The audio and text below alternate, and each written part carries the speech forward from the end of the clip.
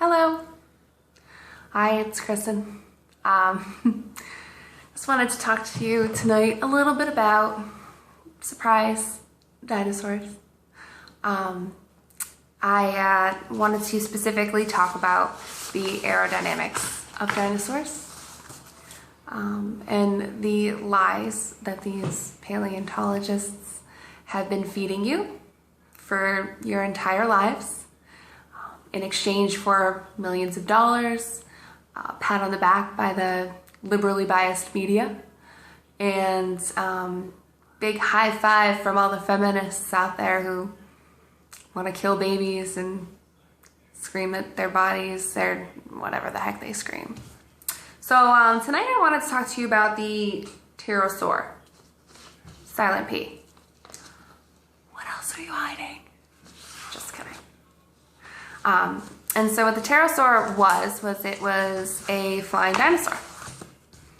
And it had big leathery wings, very wide, and it supposedly flew. So I wanted to first cite an experiment that was done in Minneapolis in 2002.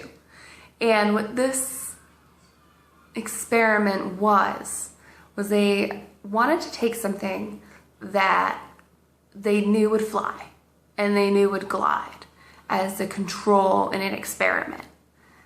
And what they decided to use was a kite. And so they took this kite and they took it to the top of a 4-story building. It was 70 feet tall. And so they let it go off of the building, and at 2 seconds, it was down to 65 feet. At 5 seconds, it was down to about 45 feet. And then at 7 seconds, it was all the way down to about 30 feet. So in the scale drawing, you can see how the kite flew on its own off the building. And what they wanted to do was test out this theory that the pterosaur was actually real and that it had leather wings. So what they did was they took a very similar substance, a very similar thing, and they put it on the kite and let it go. So they took a leather jacket out of their closet.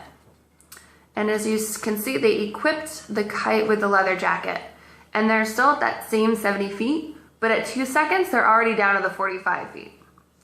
At 5 seconds, they're down to 12 feet, and at 7 seconds, they're all the way down to the ground at 0 feet. So in this scale drawing, you can see the whole difference of where that kite was at each stage of the experiment. After 7 seconds, the kite was on the floor when it was equipped with this leathery wing. Could it have happened in real life? You tell me. Go to your closet and grab a leather jacket.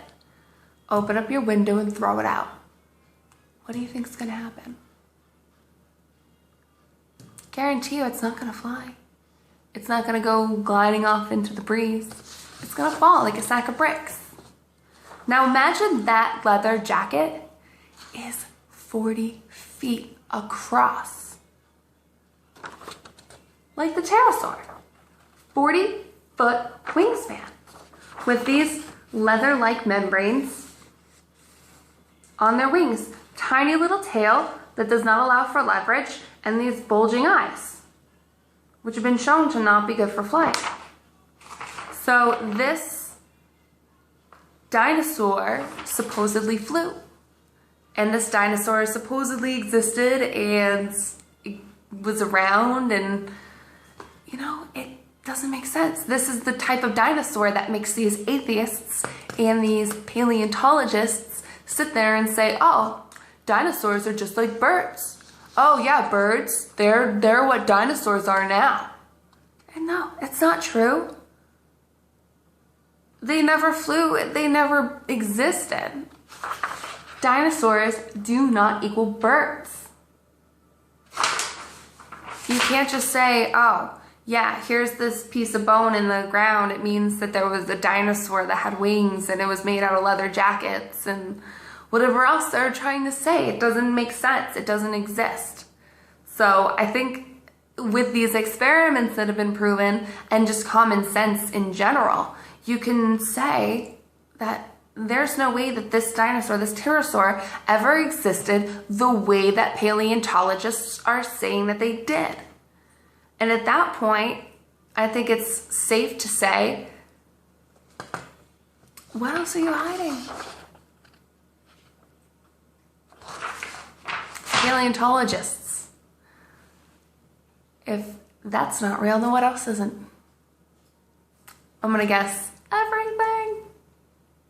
Anyway, thank you for joining me, watching, signing out.